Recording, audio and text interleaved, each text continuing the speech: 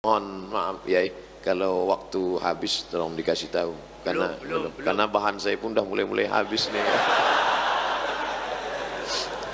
Masya Allah, tabarakallah, kemuliaan, kehormatan. Masya Allah ya. Ini. Masya Allah. Masya Allah. Masya Allah, tabarakallah. Barakallah fikum. Masya Allah. Bismillahirrahmanirrahim.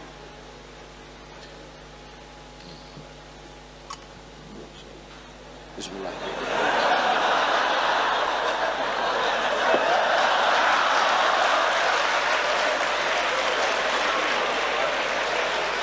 Apa nih Abdul Somad ini? Bid'ah ini. Wa kullu bid'atin dhalalah wa kullu dhalalatin finnar.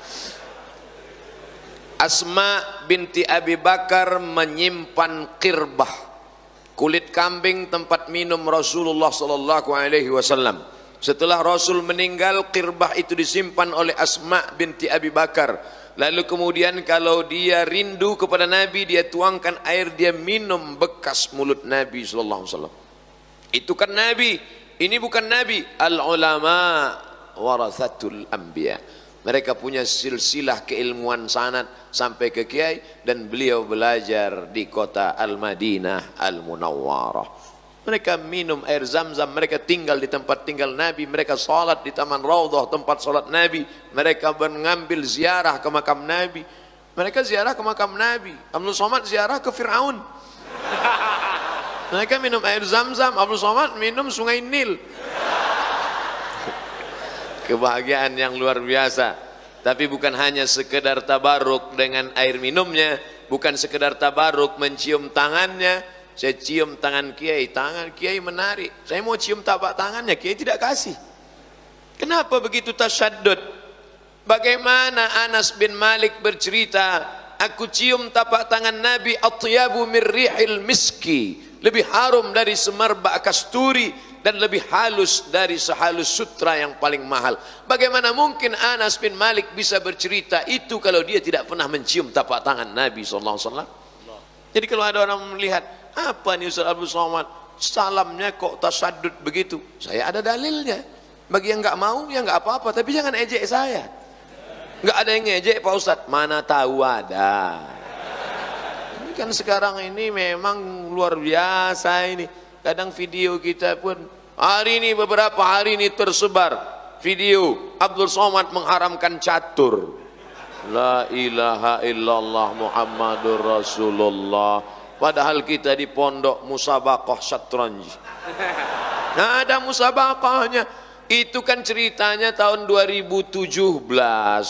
2 tahun yang lalu ada yang bertanya, bagaimana Pak Ustadz, suami saya main catur sampai nggak nyari nafkah, sampai enggak sholat. Maka menurut Imam Abu Hanifah, Nu'man bin Thabit, Imam Hanafi meninggal di Kufah tahun 150 Hijrah. Di tahun yang sama lahir Muhammad bin Idris Asy-Syafi'i di Gaza, Palestina. Seolah-olah tongkat estafet dari Hanafi Sirajul Ummah dilanjutkan oleh Imam Muhammad bin Idris Asy-Syafi'i. Ketika beliau ditanya, kalau di dalamnya ada unsur qimar, judi, di dalamnya ada unsur allahu, melalaikan dari solat, maka jatuh kepada haram. Sedangkan mazhab Syafi'i hanya sampai makruh saja. Dijelaskan oleh Al-Imam An-Nawawi, meninggal tahun 676, dalam kitab Al-Minhaj Syarah Sahih Muslim Ibnil Hajjaj.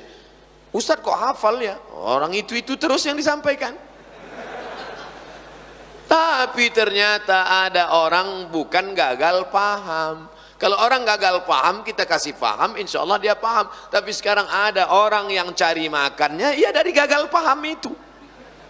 Akhirnya ditulis, dipotong, diobrak-abrik untuk diviralkan, menghujam orang, mencaci maki. Tapi dia lupa, ada orang berkata, bad news, good news. Itu hanya menambah viral saya aja sebetulnya.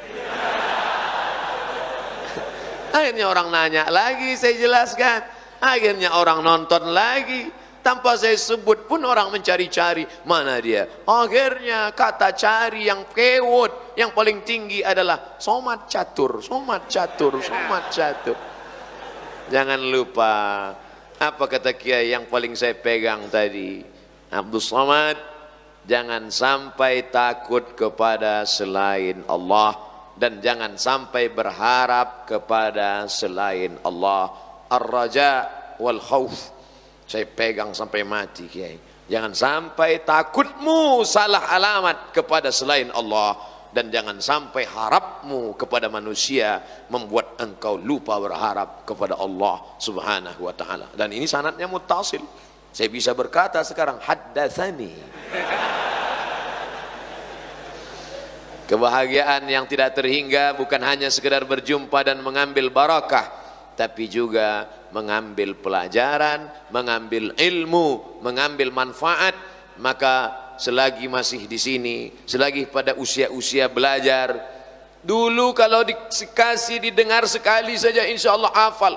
Untuk membaca menghafal itu insya Allah sekali, 2 kali, 3 kali baca sambil lari-lari di depan kelas. Karena kalau sampai habis sholat isya masuk ke dalam megang kasur aja udah ada yang nyatat, megang kasur, naik di atas kasur. Jadi mau nggak mau nunggu jam 10, jam 11 lari-lari dulu megang. Al-qiraah ar-rasyidah kana Muhammadun na'iman fi firasihi wa sa'atu asrun wa lailu kulluhu zalamun wa bardun laisa fiha sautul ariqil fisyari. Dan itu pula kalau pas lagi pulang liburan bisa dipakai ketika disuruh acara kenduri baca doa. Baca doa. Dia nggak datang. Ah, ini ada yang dari pesantren, baca. Kana Muhammadun na'iman fi firasihi. Amin kata jamaah. Insyaallah. Oleh sebab itu maka tamat pesantren tidak hanya sebagai orang yang belajar agama. Tamat pesantren menjadi ustadz biasa. Tapi luar biasa ketika saya melihat Ustadz Abdul Somad di depan Gontor Putri diperlihatkan oleh UAS Ustadz Ahmad Soeharto. Itu Ustadz Abdul Somad ada jualan bangunan, itu di dalamnya toko, tapi itu dikelola oleh santri-santri, santriwati, dikelola oleh guru-guru. Artinya apa? Mereka tidak hanya sebagai alumni pesantren, tapi entrepreneur. Ustaz Abdul Somad, mie di sini, mie-nya itu adalah mie yang dikelola sendiri. Tapi pesan Kiai Hasan Abdullah Sahal tadi beliau katakan, ini bukan untuk cari kaya, tapi untuk menjadi mandiri. Al-yadul ulya khairum minal yadis sufla. Itu orientasinya. Orientasinya bukan bisnis oriented, bahwa dia menjadi kaya gara-gara itu mengamalkan sunnah Nabi SAW. At-tajirus saduqul amin. Kalau dia mati nanti ma'an nabiyyin wasyuhada'i wassalihin, ma'an nabiyyin wassiddiqin wasyuhada'i wassalihin. Tapi yang jauh lebih penting daripada itu adalah mie-nya dibuat oleh orang yang berwudu, dibuat oleh orang yang suci bersih, tangannya kukunya pendek, dan dia buat dengan solawat, dia buat dengan hafalan Quran yang memakannya barakah. La ya'kulu ta'amaka illa taqiyun. Yang memakan makananmu orang bertakwa, yang memasaknya orang bertakwa. Salah satu sebab kenapa hafalan susah, kenapa otak susah mencerna, gara-gara makanan haram. Ta'amuhu mat'amuhu haram, wa malbasuhu haram, wa masrabuhu haram, wa malbasuhu haram, wa ghudhiya bil haram, anna yustajabulah. Jaga makananmu, takun mustajabud da'wah. Kalau kau jaga makananmu, maka doamu akan terkabulkan. Jadi mengapa anak-anak pesantren Darussalam mudah menghafal, cepat memahami? Rahasianya ternyata ada pada makanan. Coba kita cek makanan-makanan kita. Kebetulan abang kita Ustadz Fajriansah di komisi, di sekretaris MUI dulu, beliau tahu betul bagaimana label halal. Ketika kemarin kami di Malaysia di TV Hijrah, kemudian ada salah satu pakar yang mengatakan kami memberikan label halal. Pertanyaan Ustadz Fajri menjurus, apa kata Ustadz Fajri? Sudah dapat berikan label halal? Iya. Siapa yang mengawasinya? Memang betul pengawasan ini kita agak sulit sedikit. Ya, label sudah dikeluarkan, tapi yang betul-betul mengawasi bahwa ini tidak bercampur dengan lemak khinzir, tidak bercampur dengan yang haram, siapa yang bisa menjamin? Betapa sebenarnya yang kita baca nama Allah bismillah, Allahumma barik lana fima razaqtana wa qina azabannar, maka menyembelih atas nama Allah tidak merubah daging babi jadi daging kambing. Ini yang terjadi saat ini. Bayangkan kalau mie, makanan, kue yang kami nikmati tadi siang itu disebarkan kepada seluruh umat, barokah makanannya, berkah ilmunya, berkah. Jadi saya berharap, saya bermimpi apa yang saya nikmati hari ini, apa yang kita nikmati hari ini tidak hanya dinikmati oleh kalangan pesantren, tapi ditebarkan oleh seluruh penjuru dunia insyaallah. Amin. Tadi Ustaz Abdul Somad dibawa berkeliling-keliling. Ustaz Abdul Somad itu adalah tansa lil miyah. Lil miyah, airnya Masya Allah, tabarakallah, amidas gontor. Anda ingin dapatkan segera sebelum habis. Masya Allah, tabarakallah. Hari ini kita bicara tentang masalah ekonomi, tentang air minum. Dengan bangganya kita menyanyikan lagu Indonesia Raya. Tanah airku, rupanya tanahnya sudah digarap orang, airnya sudah diambil orang.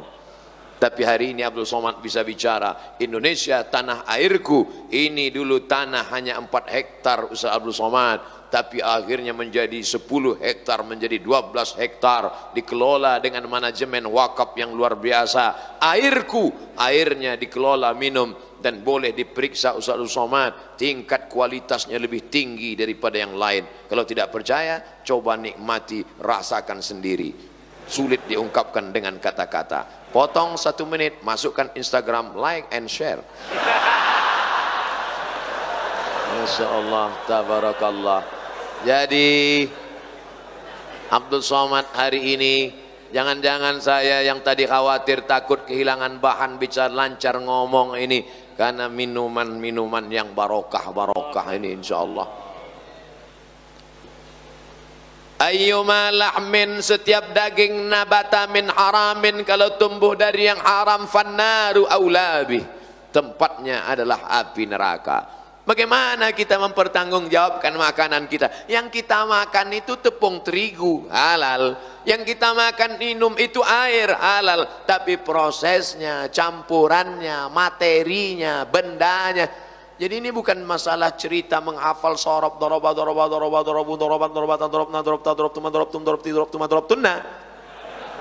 tapi ini adalah bagaimana ilmu menjadi barokah. Karena orang yang punya ilmu tapi tidak barokah, dia hanya akan menjadi bal'am. Walau syi'na la rafa'nahu biha. Kalau kami mau, kami angkat derajat bal'am. Walakinnahu akhlada ilal ardi wattaba'a hawah. Tapi dia lebih memilih untuk ke tanah dan mengikuti hawa nafsunya. Maka Allah berikan dia perumpamaan, masaluhu kamathalil kalb in tahmil alaihi yalhas atau tatrukhu yalhas. Tak ada gunanya orang begini, ilmunya banyak. Maka kalau ada orang berilmu tapi tidak memberikan efek pada kepribadiannya, na'udzubillah, Allahumma inni a'udzubika min ilmin la yanfa'. Kalau bercerita tentang mata melihat kitab hadis, Sahih Bukhari, Sahih Muslim, Sunan Abi Dawud, Sunan Nasa'i, Sunan Tirmidzi, Sunan Ibni Majah, Musnad Ahmad bin Ambal, Sunan Ad-Darimi, Muwatta' Malik, Kutubut Tis'ah, mereka teliti selama 40 tahun sampai akhirnya keluar Al-Mu'jam Al-Mufahras li Alfazil Hadis yang diketuai oleh Mustasyrik Jan Aren Wensing. Kalau cerita masalah buka kitab, mereka bukanya berkali-kali karena mereka akan membuat kamus indeks. Tapi apa yang terjadi? Ilmu tidak barakah karena tidak ada diiringi oleh amal. Makanya di antara doa yang dijadikan pedoman, Allahumma ja'alna minal ladzina yastami'una al-qawla fayattabi'una ahsana. Oleh sebab itu keluar dari pesantren ini pasti berilmu. Tapi wal'iyadzu billah, kalau tidak mendapatkan restu dan doa dari guru, maka kita hanya akan menjadi bal'am abad 20. Orang-orang berilmu tapi dijauhkan dari surga Allah subhanahu wa ta'ala. Doakan Al-Fakir Abdul Somad, Kiai, Majelis Guru, supaya jangan sampai mabuk dengan popularitas, gila dengan viral. Habis ceramah bukannya minta doa supaya dijadikan ilmu berkah, malah melihat berapa viewer dan follower. Na'udzubillah. hati masih berbisik-bisik, kata-kata masih lagi ada terdengar, alladzi waswisu fi sudurin nas minal jinnati wan nas.